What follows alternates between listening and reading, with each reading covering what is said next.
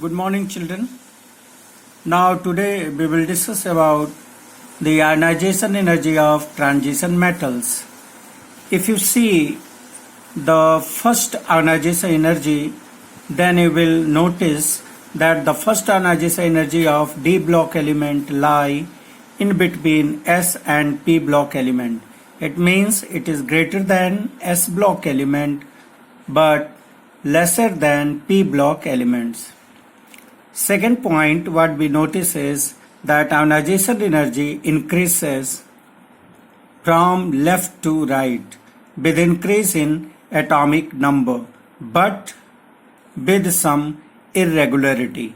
Now, if you notice the first ionization energy in kilojoule per mole, then here we have scandium 631, titanium 656, then vanadium 50, and then chromium 653, then manganese, it is very high. If you see the amount of increase is very less at titanium to vanadium and vanadium to chromium, but from chromium to manganese the ionization energy, the jump is very high, the gap is larger, it is 717 and then 762, and if you go at the end then again it is 906. That is, the zinc has the highest ionization energy in 3D series.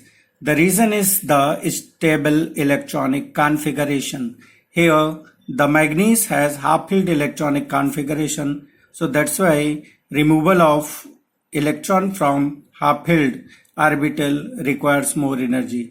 Similarly, at the zinc, the d orbital and s orbital both are completely filled, so that's why it requires larger amount for the removal of electron. Now, third point, so the irregularity is because of the stable electronic configuration at half-filled level and full-filled level. The increase in ionization energy is much less because increase in nuclear charge and shielding effect oppose each other. जो दूसरी चीज हम यहाँ बच्चों देखने को पा रहे हैं कि अगर हम रिप्रेजेंटेटिव एलिमेंट्स में जाते हैं लेफ्ट टू राइट तो वहां पर भी इंक्रीज होता है, लेकिन जो गैप होता है दो मेंबर्स में वो ज्यादा होता है. और यहाँ का गैप अगर आप देखें तो यहाँ पर गैप बहुत कम है.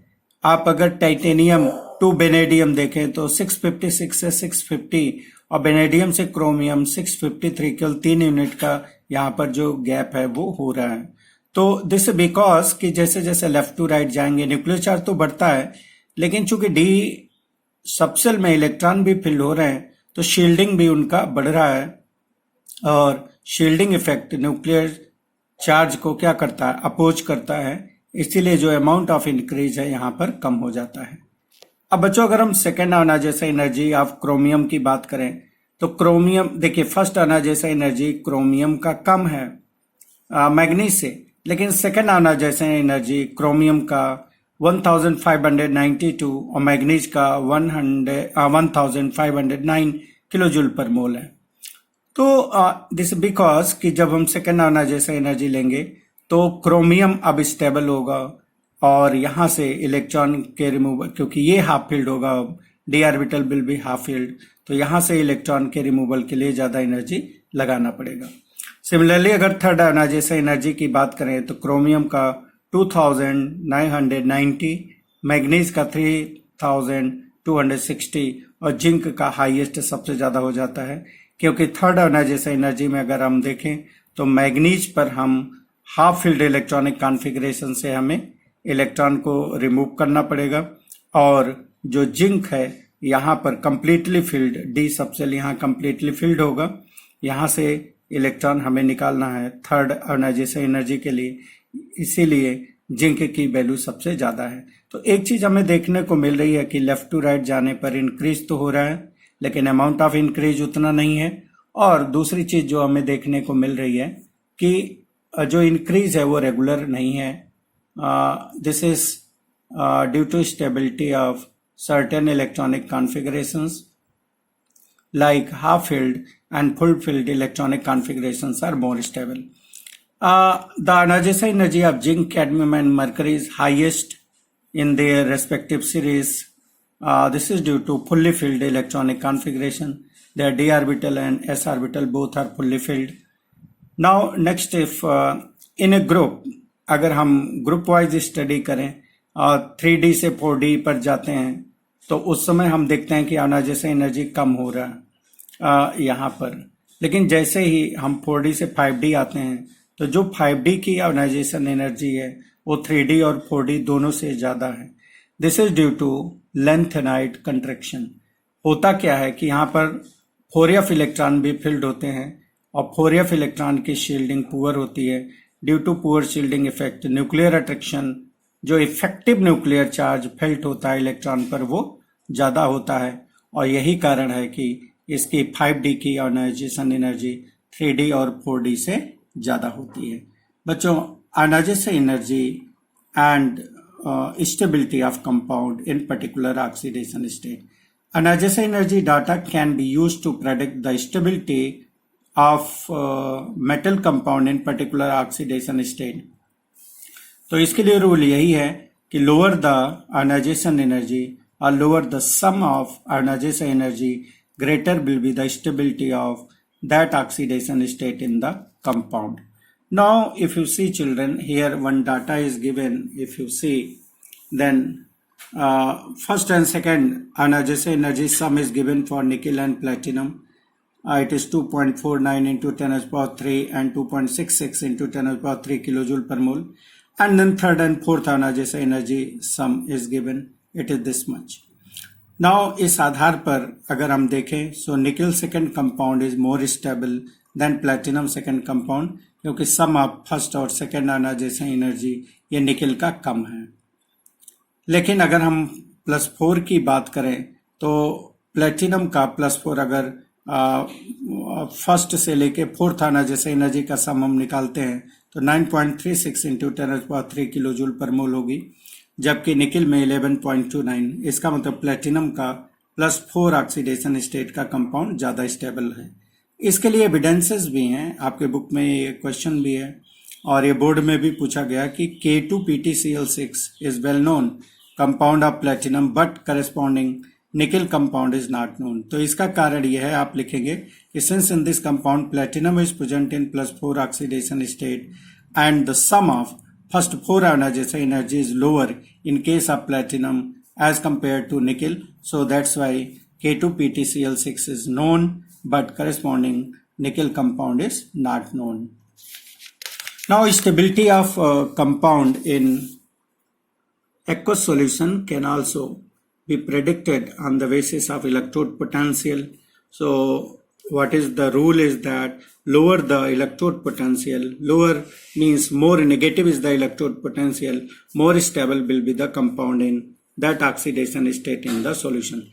The electrode potential value depends upon factors like enthalpy of sublimation, ionization enthalpy and hydration enthalpy. तो अगर हम इलेक्ट्रोड पोटेंशियल देखें, standard electrode potential for conversion of metal solid to metal ion, as we know that the electrode potential is the tendency of a process, tendency to either lose electron or tendency to gain electron is called electrode potential. So this involves the 3 energies. First, see, metal solid is changing into metal atom gases. This is sublimation enthalpy or enthalpy of atomization is involved here. Now then, once the metal atom is in isolated neutral gaseous state, then removal of electron requires ionization enthalpy. Then metal ion is converted into gaseous state. Then the gaseous state is converted into hydrated aqueous solution form. Then enthalpy of hydration is involved and the electrode potential is determined here. So determination of the electrode potential for this process involves the 3 energies, and the sum of these 3 energies, that is delta H total, if it is more negative, then that process will be more feasible.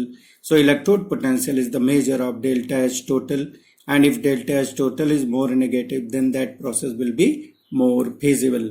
तो अगर आप इसको देखें कि जैसे manganese है, तो manganese के केस में आप देखते हैं कि जो मैग्नीज का 2 plus oblique m, that is reduction electrode potential है। अगर आप इस डाटा को देखें, the reduction electrode potential that is m2 positive oblique m, that तो क्या हो रहा है, reduction electrode potential for manganese, iron, copper and zinc is given. तो अगर इन वैल्यूज को आप देखिए तो इससे पता चल रहा है कि +2 ऑक्सीडेशन स्टेट में मैग्नीज की वैल्यू सबसे ज़्यादा है, -1.18। तो इसका मतलब ये हुआ कि manganese is more stable in +2 oxidation state, है कि नहीं। और यहीं पर आप एक चीज़ और भी देख रहे हैं कि जो रिडक्शन इलेक्ट्रोड पोटेंशियल है +2 से मेटल को ऑफ कॉपर, ये पॉजिटिव है। तो this is due to hydration, greater hydration energy of cupric ion. तो ये एक चीज हो गया। दूसरा, मैग्नीज का जो इलेक्ट्रोड पोटेंशियल है वो सबसे ज़्यादा नेगेटिव है, मतलब सबसे कम है। यही कारण है कि मैग्नीज +2 में मोर स्टेबल होता है। ये +2 से मेटल में कन्वर्ट ही नहीं होना चाहेगा, क्योंकि इस कन्वर्जन की जो टेंडेंसी है, जिसको हम इलेक्ट्रोड पोटेंशियल बोल रहे हैं, उसकी वैल्यू क्या है, बहुत कम है। इस चीज़ को हम इलेक्ट्रॉनिक कॉन्फ़िगरेशन से भी एक्सप्लेन कर सकते हैं कि जैसे मैग्नीज है, न्यूट्रल एटम का इलेक्ट्रॉनिक कॉन्फ़िगरेशन क्या है, 3d5 4s2, और ये 2 इलेक्ट्रॉन लूज करके इस फॉर्म में आता है। तो अब मैग्नीज +2 में ये स्टेबल हो चुका है। अब ये रिड्यूस हो करके वापस मेटल फॉर्म में नहीं जाना चाहेगा, क्योंकि इसके लिए, इस प्रोसेस के लिए जो इलेक्ट्रोड पोटेंशियल की वैल्यू है, मतलब tendency of occurrence of this process है, वो बहुत ही कम है, as is known from its electrode potential. Clear. Similarly अगर हम metal 3 positive to metal 2 positive के इलेक्ट्रोड पोटेंशियल को कंपेयर करें तो हम पाते हैं कि manganese 3 positive oblique manganese 2 positive का जो इलेक्ट्रोड पोटेंशियल है वो ज़्यादा है as compare to iron 3 positive to iron 2 positive. सो वही electrode potential for metal 3 positive to metal 2 positive is more positive for manganese as compare to iron. इसका कारण यह है कि मैग्नीज इलेक्ट्रोड पोटेंशियल ज्यादा होने का मतलब ये प्रोसेस ज्यादा होगा, ये रिएक्शन ज्यादा होगी। तो रिएक्शन ज्यादा होने का मतलब रिएक्टेंट अनस्टेबल है। सो manganese in +3 oxidation state is unstable and it changes to +2 which is more stable because it is half filled. But iron के केस में क्या हुआ कि आयरन 3 पॉजिटिव स्टेट में हाफ फिल्ड हो जाता है, so this is more stable. Clear. So इसलिए इस प्रोसेस के होने की टेंडेंसी कम होगी as is represented by its electrode potential value जो कि लोअर पॉजिटिव है। So in this way, ionization energy and electrode potential data can be used to predict the stability of particular oxidation state in solid state or in aqueous solution. Now, children, we will take the next property, that is oxidation state. The transition metals exhibit variable oxidation state. Why? This is due to participation of electron from ns and n-1d orbitals in bonding. Now, अगर हम 3D series की बात करें तो all the members exhibit +2 oxidation state except scandium. It shows +3 oxidation state क्योंकि scandium का electronic configuration क्या है, 4s2 3d1। तो ये तीनों इलेक्ट्रॉन लूज करके d0 में कन्वर्ट हो जाता है। और हम जानते हैं कि d0, d5 और d10 that is completely empty, half filled और full filled electronic configurations more stable होते हैं। तो केवल स्कैंडियम +3 शो करता है, बाकी सभी +2 शो करते हैं। दूसरी प्रॉपर्टी हम ये देख रहे हैं कि जब लेफ्ट टू राइट जाते हैं तो नंबर ऑफ ऑक्सीडेशन स्टेट बढ़ता जाता है और ये मैग्नीज पर largest number of oxidation state +2, +3, +4, +5, +6, +7 all oxidation states are shown here.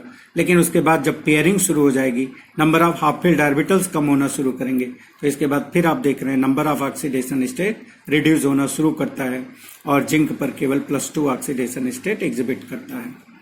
All exhibits +2 oxidation state except scandium.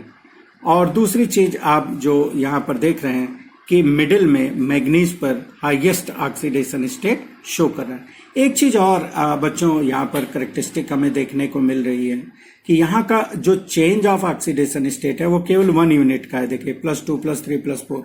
और जबकि आपने पी ब्लॉक एलिमेंट पढ़ा था, वहां पर जो चेंज, वहां पर भी वेरिएबल ऑक्सीडेशन स्टेट था, लेकिन पी ब्लॉक के वेरिएबल ऑक्सीडेशन स्टेट में और डी ब्लॉक के वेरिएबल ऑक्सीडेशन स्टेट में यहाँ डिफरेंस ये है कि यहाँ का जो चेंज ऑफ ऑक्सीडेशन स्टेट है +1 यूनिट का है और वहाँ पर जो चेंज ऑफ ऑक्सीडेशन स्टेट था वो +2 यूनिट का होता है, क्योंकि वहाँ पर इनर्ट पेयर इफेक्ट काम करता है।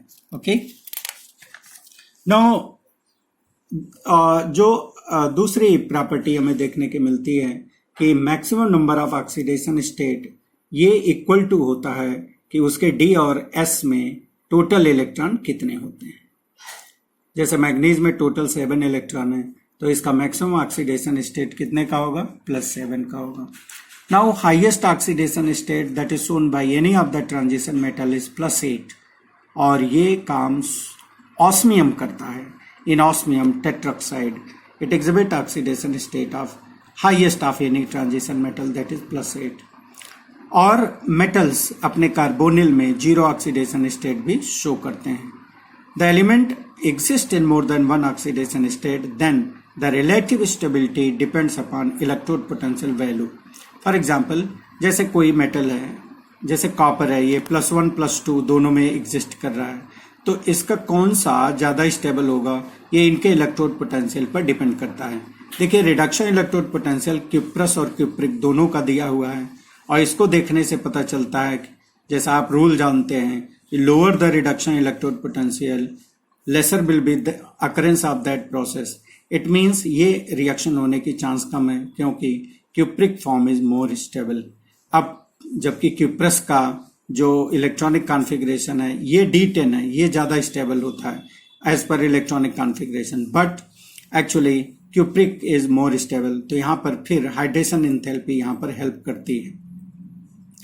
नाउ एक्वस होता क्या है कि जो एक्वस कॉपर एक्वस फॉर्म ये अनस्टेबल होता है, is more reactive as is shown by its electrode potential. तो जो क्यूप्रस आयन होता है it disproportionates in water to form cupric ion and copper solid.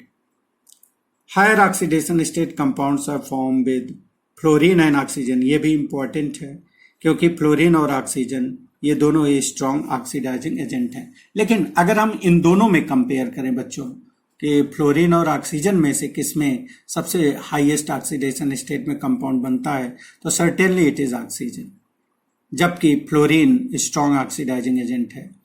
But the highest oxidation state compounds are formed with oxygen.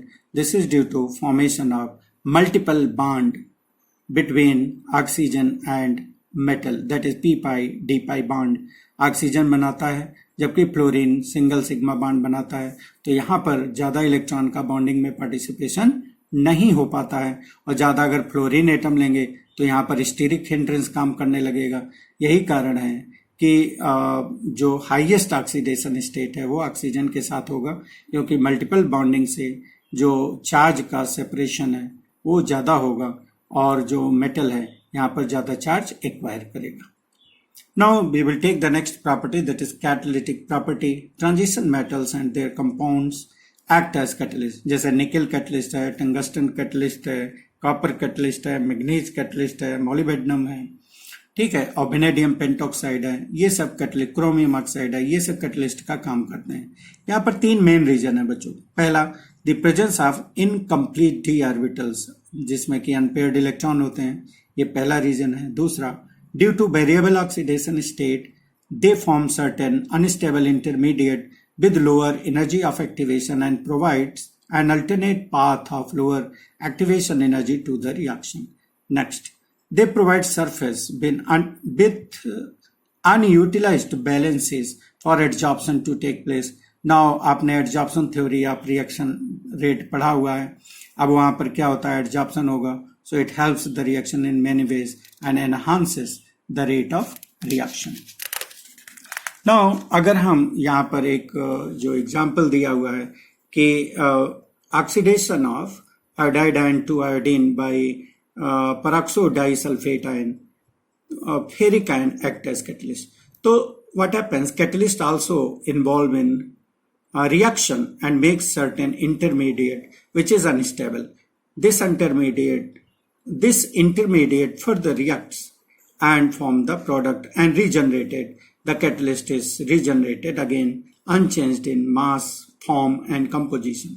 For example अगर हम यहाँ पर देखें तो सबसे पहले फेरिक आयन आयोडाइड आयन से इंटरेक्ट होगा और इसको आयोडीन में ऑक्सीडाइज कर देगा, खुद फेरस में रिड्यूस हो रहा है, ये इंटरमीडिएट है, ये अनस्टेबल है, ये फिर रिएक्ट होगा और वापस ये जो परऑक्सो डाइसल्फेट है इसको सल्फेट में कन्वर्ट करेगा और खुद ऑक्सीडाइज हो जाएगा। Catalyst is again regenerated. बच्चों यहाँ पर एक इंपॉर्टेंट प्रॉपर्टी होती है coloured compound formation. Most of the compounds ionic and covalent of transition metals are coloured in solid state as well as solution.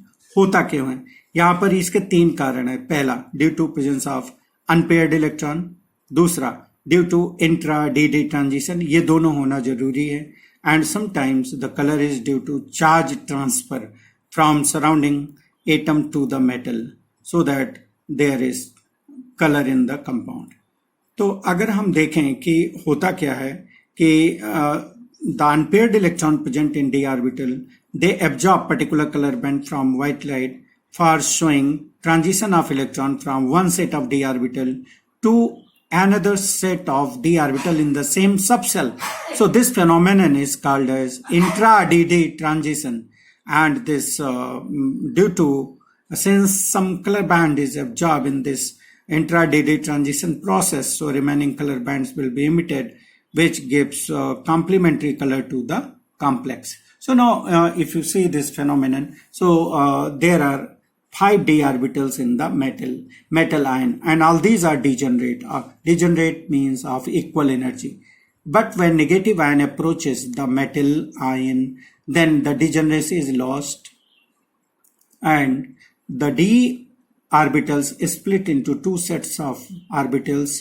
One is a set of 3 d orbitals, dxy, yz and zx, that is called T2g, and another is a set of 2 d orbitals, dx square minus y square and dz square. Okay, and the difference of these two is called as del tau, that is crystal field splitting energy in octahedral field, that is energy difference between T2g and Eg. तो होता क्या है कि suppose electron is present here in one of the D orbital, तो पहले electron lower energy orbital को क्या करेगा? ऑक्यूपाई करेगा, और फिर उसके बाद जब ये पर्टिकुलर कलर बैंड को एब्जॉर्ब करेगा, then the electron is promoted from T2g to Eg, from one set of D orbital to another higher set of D orbital. तो Eg की एनर्जी ज्यादा है तो वहां पर ये प्रमोट हो जाएगा और रिमेनिंग कलर बैंड इमिट होगा। तो जो यहाँ कलर इम्पार्ट हो रहा है वो क्या है? Complementary of the colour absorb for intra-dd transition. If you see copper second positive absorb red color and appear blue. Similarly, titanium in +3 oxidation states purple.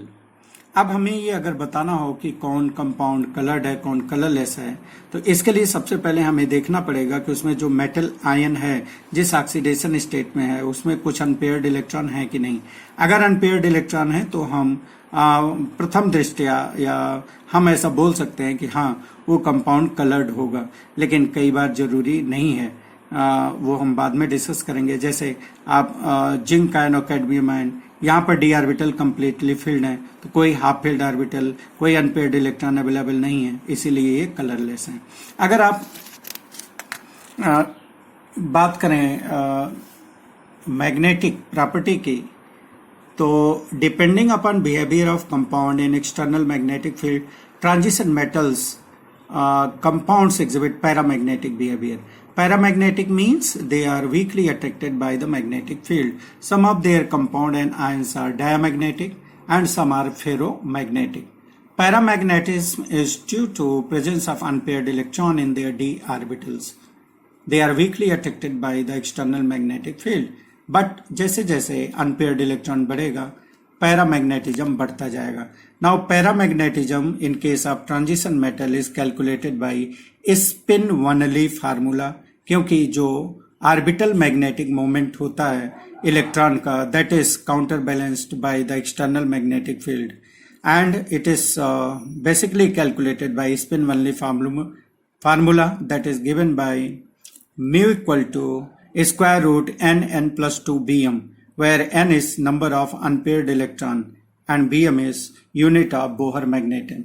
Magnetic moment of manganese 2 positive ion in aqueous solution can be calculated as। तो बच्चों सबसे पहले हमें क्या करना है कि उस एटम का उस ऑक्सीडेशन स्टेट में इलेक्ट्रॉनिक कॉन्फ़िगरेशन लिख लेना है, फिर हमें देखना है कि कितने अनपेयर्ड इलेक्ट्रॉन है, देन हमें स्पिन वनली फार्मूला यूज करना, mu equal to square root n plus 2, तो 5 प्लस 2 हो जाएगा, तो ये square root 35 that is 5.92 bm। If all electrons are paired then the compound will be diamagnetic. जैसे zinc 2 positive ion ये diamagnetic होगा, it is weekly repelled by the magnetic field. Iron, निकल, cobalt they are ferromagnetic, that is strongly attracted by the external magnetic field. Thank you for watching this video.